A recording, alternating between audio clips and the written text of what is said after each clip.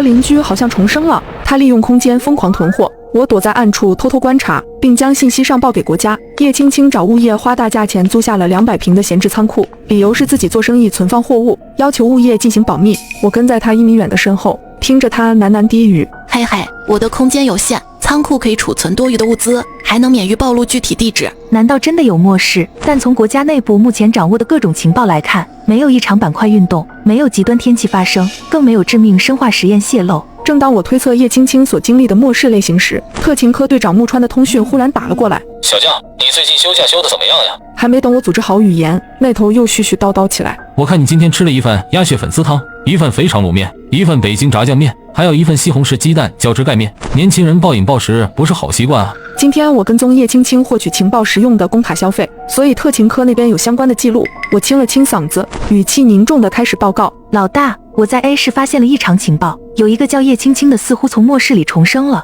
我怀疑他还拥有隐藏空间。100多份有汤的面条消失在车上，而且还不怕坨掉，他的空间应该有特殊储存功能。闻言，木川沉吟几秒。小林啊，是不是在特勤科工作压力太大了？你们年轻人爱看点什么末世重生小说我理解，但你也别太当真。我对末世的猜测确实有些天马行空，缺乏确凿的证据，所以我必须继续观察。队长，有事挂了。第二天，叶青青租了辆大货车，然后开着货车来到建材市场，从早跑到晚，偌大的市场被他跑了个遍。我伪装成搬运工人帮他装货上车，听到了他满意的在那里嘟嘟囔囔。嘿嘿，分散着买，肯定不会被发现异常，谁会那么无聊管我买了什么呢？幸好有空间，神不知鬼不觉装东西方便极了。等他拉着满载的大货车回家，我找上了其中一家5金店的老板。老板，刚才那个女生在你们这里买了什么？本来做成大单生意的老板瞬间起了警惕心，这是隐私，我是肯定不能泄露的。下一秒，我亮出了官方证件，老板立马递了一份货物清单给我，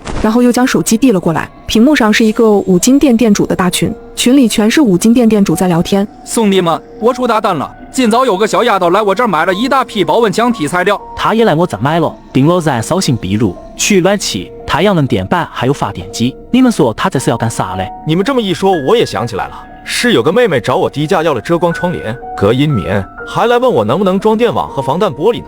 群里大家你一嘴我一嘴，瞬间把叶青青的保密物资工作扒了个干净。保温、避暖、壁炉，难道是极寒类型的末世？同志，我们早就发现这个人很可疑了，而且他那个大货车贼邪门，东西一搬上去到了下家店了就不见了。要是危险分子，你可一定要抓住他。我点了点头。等我赶回小区时，正好看到叶青青在仓库门口卸货。我悄悄地躲到暗处，只见叶青青小手一挥，瞬间把货车上的货物收进了空间里，再小手一挥，便将货物转移至仓库的空地上。最后，他又从空间里取出一份热气腾腾的肥肠卤面，美滋滋地吃了起来。而这一切则恰好被我用手机拍了下来。随后我便将视频发给了特勤科队长木川。一直对我持有怀疑态度的木川看完视频后，脸色瞬间变了，他沉吟思索片刻。小将，你有没有拿到叶青青今天购买物资的清单？有的，队长。理想，你明天带着清单和搜查令去仓库。陈平，你调出近1个月叶青青出现的所有场合的监控，调查她的行为。秦薇，你彻查最近的异常情报，尤其是关于气候变化的。小将，你想办法接触叶青青，我需要更多的证据。收到，队长。当晚叶青青睡得香香沉沉，殊不知自己的信息已经完全暴露在官方眼底。